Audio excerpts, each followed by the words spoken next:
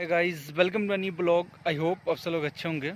Guys, इस video में हम बात करेंगे राधिका यादव, जो एक टेनिस खिलाड़ी थी और एक बेहतरीन टेनिस खिलाड़ी थी, लेकिन दुर्भाग्य की वजह से उसके कंधे में चोट आने की वजह से उन्होंने बाद में टेनिस खेलना छोड़ दिया और उन्होंने अपनी एकेडमी खोल ली और बच्चों को ट्रेनिंग देने लगी एकेडमी के ज़रिए, और सोशल मीडिया पर वीडियो भी बनाती थी।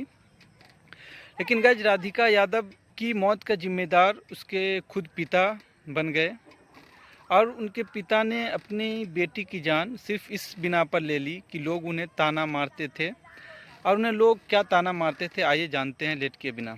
तो गाइस, इस घटने का जो मुख्य आरोपी है वो उसके पिता हैं और उनके पिता ने एफआईआर में अपना गुनाह कबूल किया है और उन्होंने एफआईआर में पुलिस को बताया कि मैंने अपनी बेटी की जान क्यों ली।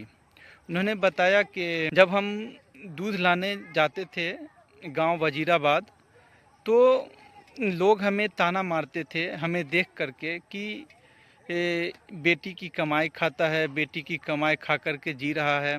और सोशल मीडिया पर वो एक्टिव थी, तो सोशल मीडिया का भी वो मजाक उड़ाते थे मेरे सामने में मेरी बेटी का, और वो हमें ताना मारते थे इन सारी चीज़ों का कि बेटी के कमाई पर जी रहा है, बेटी के कमाई खा रहा है, जिसके वजह से इसका घर चलता है। तो ये चीज़ें हमें अच्छी नहीं लगती थी, हमें बहुत शर्म आती थी, जिसकी वजह से हमने कई बार अपनी बेटी को एकेडमी टेनिस एकेडमी चलाने से मना भी किया, लेकिन उन्होंने नहीं माना और सोशल मीडिया पर भी वो एक्टिव रहती थी, जिसकी वजह से मैंने उसकी जान ली और गोली मारकर मैं उनकी हत्या कर दी, बस इस बिना पर कि लोग उन्हें ताना देते थे।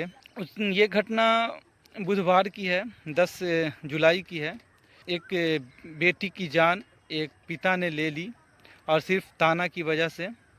ये घटना बहुत ही चकित करने वाली है लोगों को, और लोगों को ये भी सबक देने वाली है कि किसी को ताना ना दे, चाहे वो बेटी की कमाई खाता हो या बेटा की कमाई खाता हो। वो इंसान किसी न किसी परेशानी की वजह से किसी का कमाई खाता है, चाहे बेटी का हो चाहे बेटा का हो।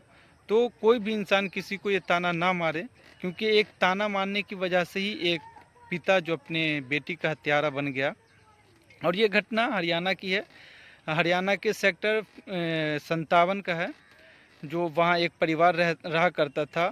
और जिस दिन इसकी घटना हुई, जिस दिन पिता ने अपनी बेटी की जान ली, तो उस दिन उनके घर पर बस 3 लोग थे, उनके पिता, उनकी